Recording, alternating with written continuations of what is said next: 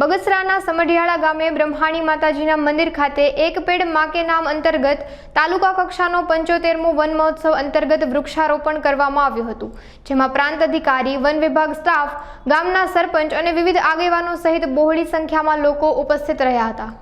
આપણે સૌ 75મા તાલુકા વન મહોત્સવ અંતર્ગત અહીંયા બગસરા તાલુકાના સમઢિયાળા ગામે બ્રહ્માણી માતાજીના મંદિરે તમામ લોકો એકઠા થઈને ઉત્સાહપૂર્વક વન મહોત્સવની ઉજવણી કરી।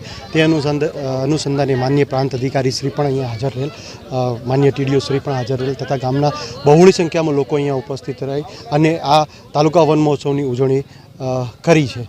તેમાં લોકોએ જુદી જુદી ટાઈપના મતલબ રોપોનું વિતરણ કરવામાં આવ્યું છે તથા અહીંયા વૃક્ષ વાવેતર પણ કરવામાં આવ્યું છે અને સરકારશ્રીની જે યોજનાઓ છે, ધારો કે એગ્રો ફોરેસ્ટ્રી છે કે સામાજિક વનીકરણની જે યોજનાઓ છે તેની માહિતી આપવામાં આવી છે અને અહીંયા લોકોએ ઉમળકાભેર અહીંયા હાજર રહી અને વન મહોત્સવની ઉજવણી કરી છે।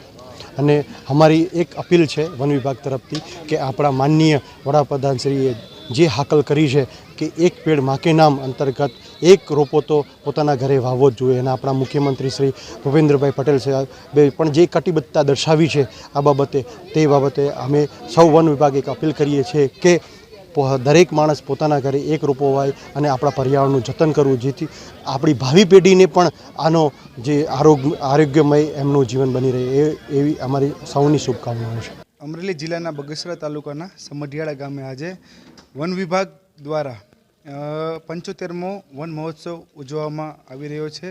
આ અંતર્ગત સમઢિયાળા ગામના બ્રહ્માણી માતાજીના મંદિરના પટાંગણમાં આ કાર્યક્રમ યોજવામાં આવ્યો।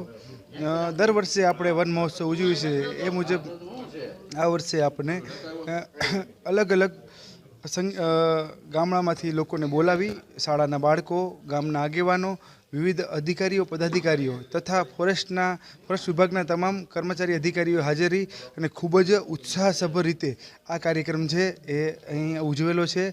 આ દિવસ સંદર્ભે તમામ નગરજનો, ગ્રામજનો અને નાગરિકોને મારી ખાસ વિનંતી છે કે જો આપણે આપણી પૃથ્વીને બચાવી હશે તો આપણે ગ્રીન કવર એટલે કે વૃક્ષો વાવવા પડશે।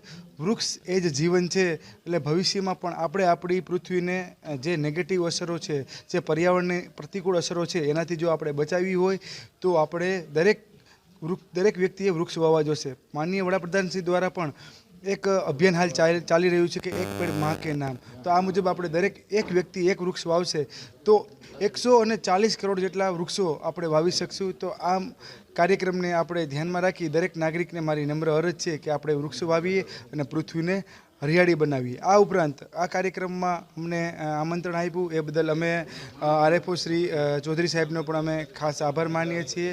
આ ઉપરાંત વન વિભાગનો પણ અમે ખાસ આભારી છીએ।